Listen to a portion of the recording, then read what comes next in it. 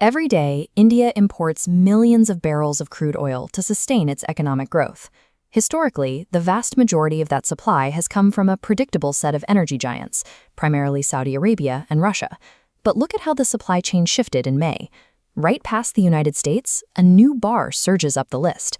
Venezuela, an economy crippled by sanctions, has suddenly claimed the third-place spot.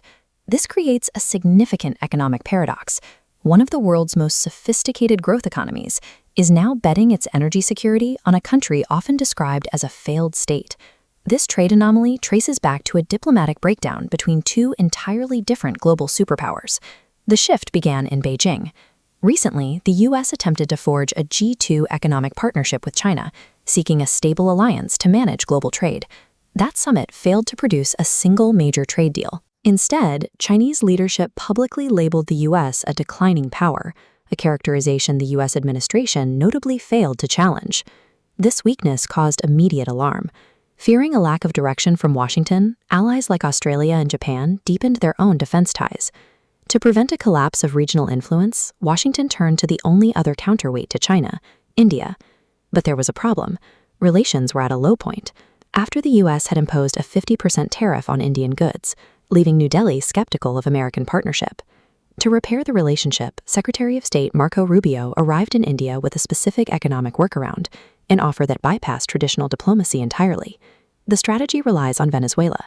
While the country remains under sanctions, the U.S. government has permitted American corporations to manage and sell Venezuelan oil, effectively bringing the resource under Washington's control. This control matters because the global market is bracing for a supply shock. As tensions persist in the Middle East, standard crude prices are trending toward $120 a barrel. This chart shows the leverage the U.S. is using. While standard oil prices spike, Venezuelan crude is being offered at a steep discount, making it the cheapest raw energy source on the market. However, most countries cannot use this oil. Unlike the fluid crude found in Saudi Arabia, Venezuelan oil is a thick, viscous sludge that is notoriously difficult to refine into usable fuel. By controlling a resource that the rest of the world can't process, the U.S. created a targeted opportunity for the one partner that can. This arrangement centers on a single industrial site, Reliance Industries' Jamnagar refinery in India. Most standard refineries would suffer catastrophic equipment failure if they tried to process the heavy, low-quality sludge coming out of Venezuela. Jamnagar is an exception.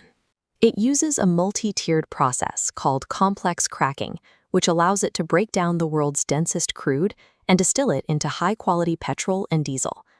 This creates a symbiotic relationship. The U.S. finds a massive, reliable buyer for the oil its companies manage, while India secures a steady energy supply at prices well below the global average. This economic pipeline links the two nations through physical necessity, forcing a strategic alignment that traditional treaties failed to achieve. It was this specific industrial capability that allowed Washington to recover its footing in the region after its diplomatic failure in China. While the U.S. and India benefit, China is the silent loser in this deal.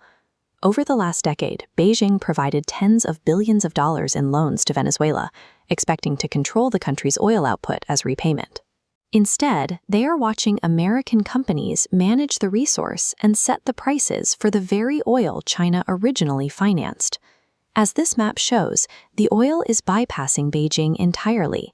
The resource China paid for is now flowing directly to India, fueling the rise of their primary regional competitor.